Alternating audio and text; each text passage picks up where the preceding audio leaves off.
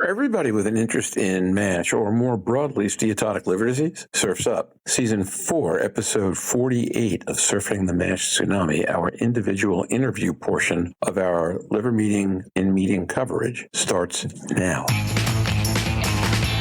Today on Surfing the MASH Tsunami. I've heard the term, I think, food desert, applied to urban areas, for example, where you've got enough places to buy food, but it's too expensive and too ultra-processed, and you can't get good, healthy, fresh things. Is that? That is probably, in terms of, they both have food deserts as well as what I call activity deserts, so that not only you're sort of bound by these accessibility of food with a lot of sort of these quote-unquote chemicals that are not natural. At the same time, they don't even have access to good parks, where they can have better activity.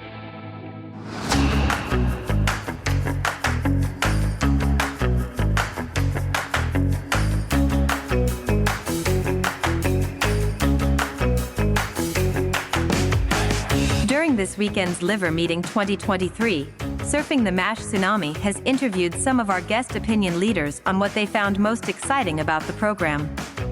Today, Roger Green speaks with hepatology researcher and key opinion leader Dr. Zobair Younossi about presentations he is giving in Boston and other topics at the meeting he found valuable.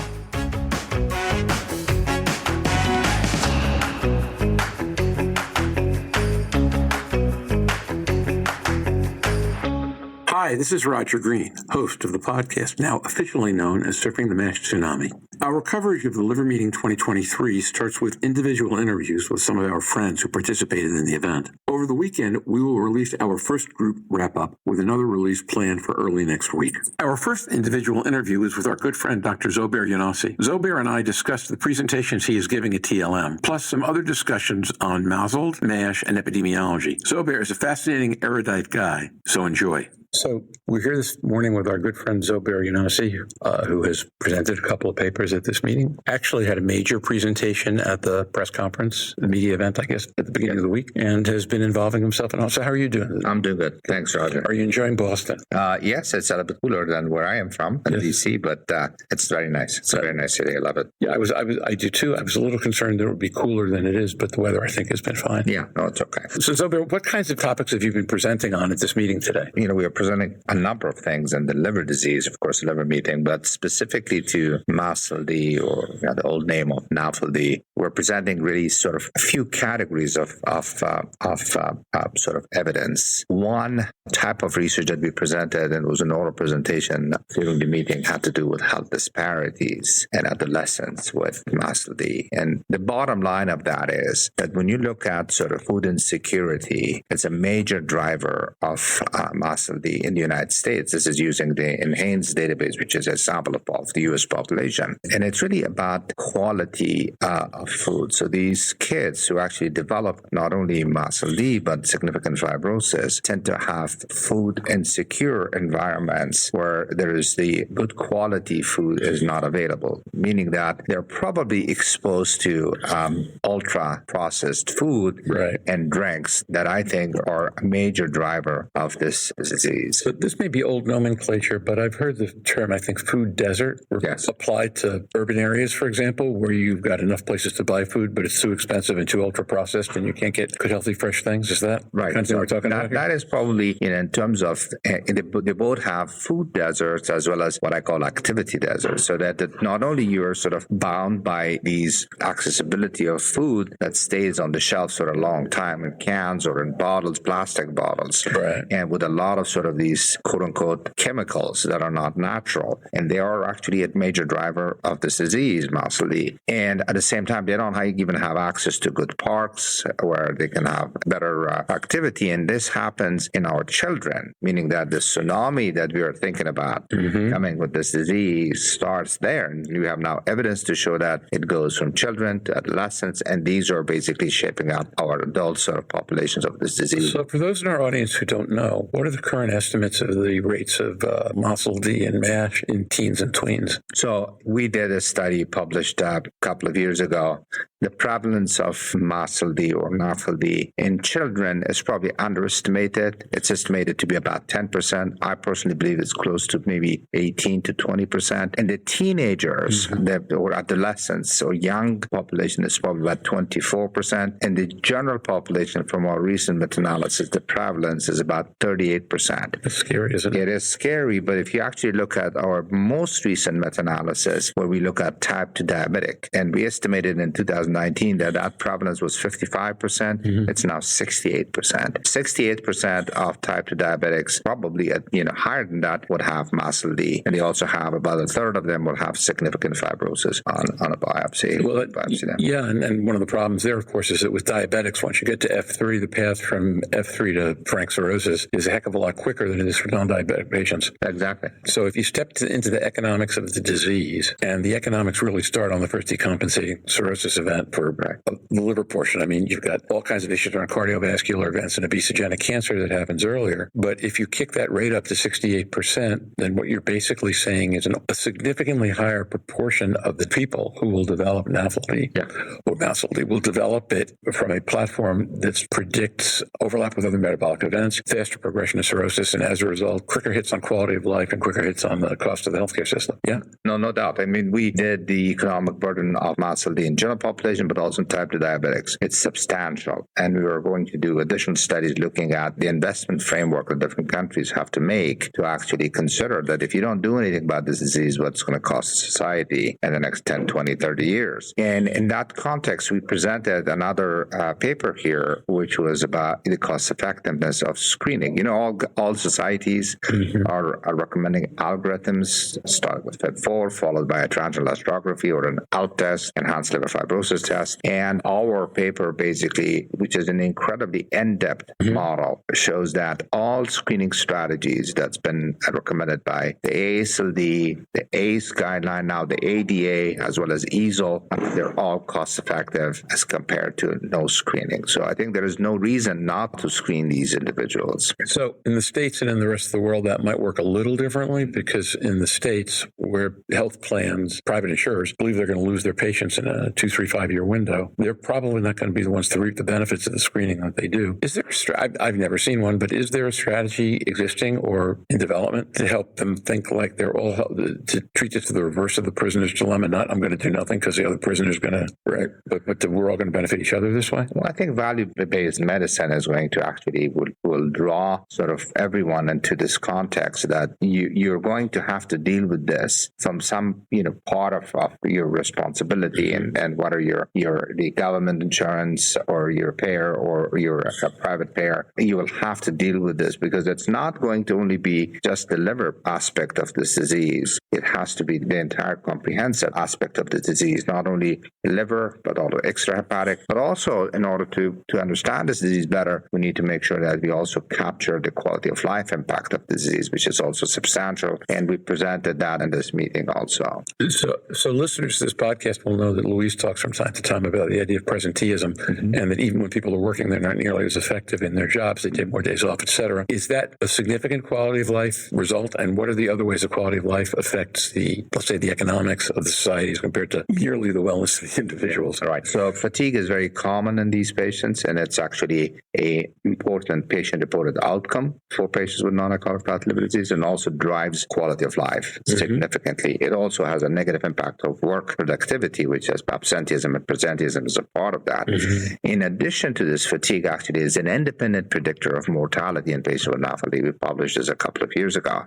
So for those reasons, these PROs, fatigue specifically, is an important parameter to look at in these patients, and it drives both economics as well as clinical outcomes like mortality, but also patient-reported outcome. So what percentage of patients report fatigue? So we looked at our global database. I run a global registry for fatty liver patients from our global NASH council. There is about 30 to 40% of patients have clinically significant fatigue measured by a questionnaire or a question that's validated. So it's a very high high prevalence, people actually think that this disease is asymptomatic. It's not true. It is not true. It is symptomatic, except that patients basically live with their fatigue and they're used to it. They may not actually remember to talk about it unless you gave them a questionnaire and then you capture it. And they probably tell themselves that they're depressed, and they probably, if by the way, you're running a BMI over 30 or 35, I'm tired because I'm just tired. Right. And they don't connect it.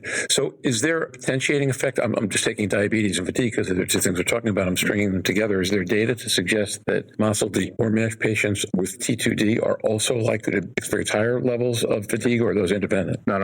I think they're all related. So I think these patients have fatigue, and there are two different kinds of fatigue. There is central fatigue, which is usually driven by cytokines, and that was seen in hepatitis C patients. Right. This is actually probably more of peripheral fatigue, which is driven by sarcopenia, muscle issues, some mitochondria. But actually, there are probably also some component of central fatigue, meaning that there is obesity and type 2 diabetes as well as MASH. They are actually associated with this inflammatory milieu, and that probably affects the brain as well. So there is brain fog associated with this disease. There is fatigue associated with the disease.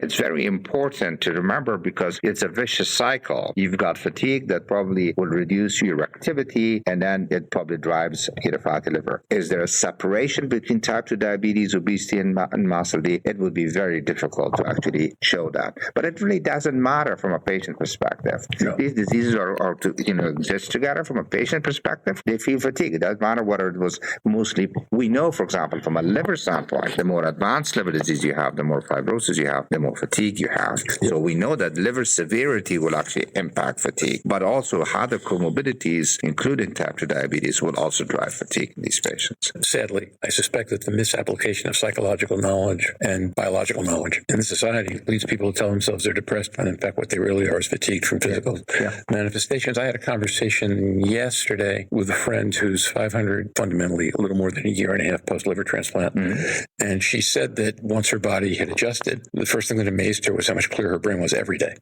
She'd had a couple of bouts of hepatic encephalopathy, but she just said every day her brain is clearer than it was 5 years ago. Absolutely. I think the brain fog or sort of the cognitive impairment that's associated with MASLD is fascinating. It's not well studied. We're studying, others are studying it, but I think there is a real sort of opportunity there to impact even the cognitive impairment that you see in this disease. At which point we step back into the economics of the workplace and say, okay. Right. And that may be part of the presenteeism sort of component that has been shown. We have shown it actually in studies that we have done before, but the pathogenic pathway leading to this has not been clarified yet. Okay, so spoiler alert. I've already asked Zobair, and he's agreed to come back and do a full episode with us, with Louise and Jorn and maybe a couple other people on the broader topics around this at sometime in the next couple of months. So let's shift to the rest of the meeting. There are a lot of good data that's being presented, but with good drugs.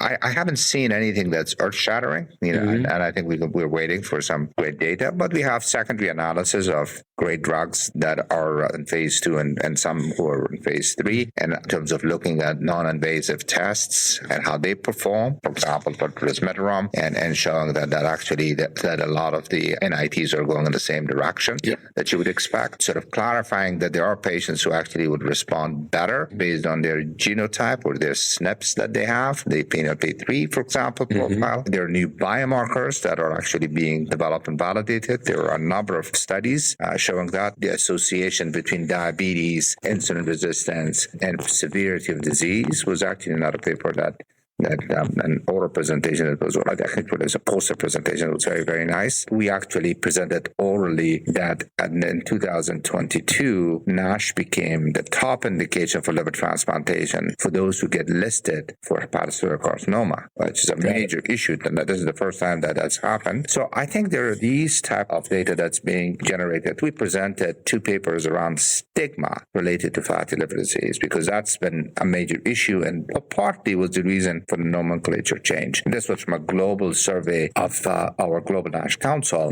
with questionnaires that was both for providers and for patients. It's really interesting because stigma exists in patients. It's probably smaller than we thought. So it's about 8% of patients had stigma. However, if you look at patients who were actually surveyed in the United States or Europe, then the stigma was much more prominent. What is interesting is that providers actually almost 3 times more thought that there was a stigma associated associated They thought with it was disease. Well, okay, when a provider says it's a stigma, what do they mean by that? Here's my background. Yeah. In my marketing research career, studies with physicians about diabetes always revealed a significant proportion of doctors having contempt or disdain for their patients because they figured the disease was entirely self-mediated. You eat badly, you drink too much, you don't take care of yourself. I'm going to try to help you, but I'm going to throw up my hands because it's not going to work. When you say stigma by providers, is that the providers stigmatize the way they look at the patients, or providers believe the patients feel the stigma? So both.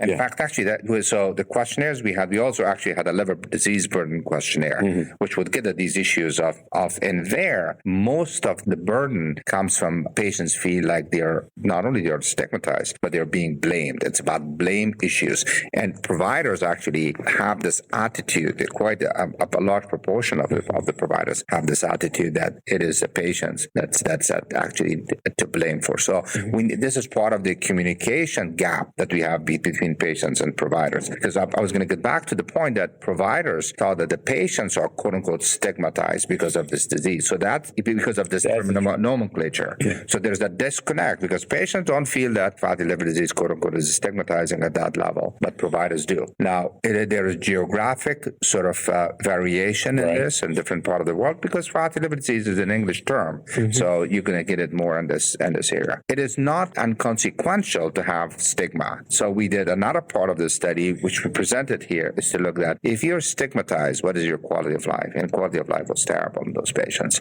So if you happen to actually feel stigmatized as a patient from this disease and have your quality of life, then actually quality of life is actually impaired. One last point in terms of stigma. When we looked at stigma of liver disease or fatty liver disease versus stigma of obesity and type 2 diabetes, the obesity and type 2 diabetes was much more stigmatizing than fatty. Well, that was where I was going to go, right? Which is that, well, two thoughts on that. Number one is stigma. If you get too hung up on stigma, it gets in the way of describing disease, right? Yeah. So Tony Vigliotti, who I think is a really smart guy, patient advocate, who's been on a couple of times, his comment, which I've been quoting all over the place because I think it's right, is, okay, you have a heart attack. Yeah. Your doctor says you have a myocardial infarction, but he tells your wife you had a heart attack. Yeah. So we can't have this conversation without saying you have fat on your liver. Yeah. The only question is at what level and how do you get there? But the other one was the question I was going to ask, which is that it would seem to me that if you're obese and diabetic and have fatty liver disease, that on the hierarchy of what's going to what you feel is going to set you apart, stigmatize you, the obesity would come first, the diabetes would come second, and this would be like way down the track. You know, the interesting thing part is that when you look at sort of this question in different regions of the world, there's probably a difference. And we need to understand this a little bit better because obesity may be stigmatizing in the Western culture a lot more than other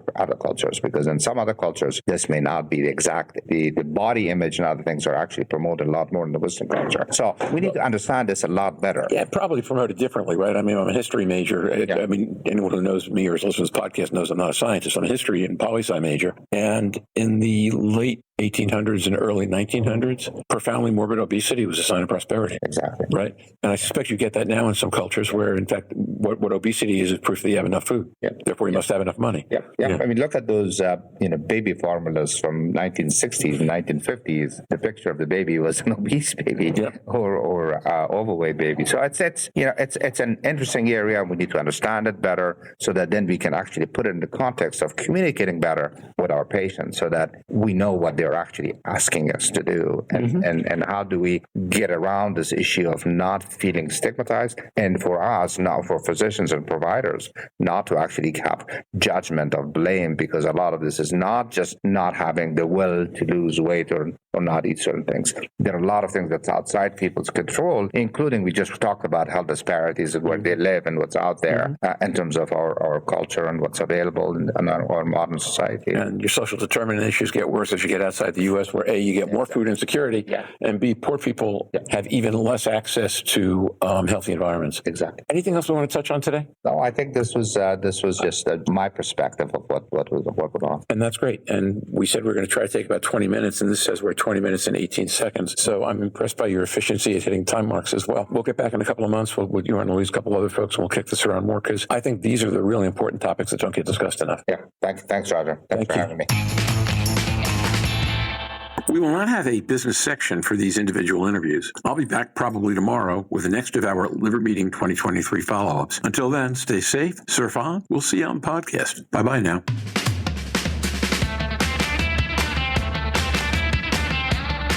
Have any questions for the surfers? You can send them to surfingnash.com and we will answer on the podcast or the website.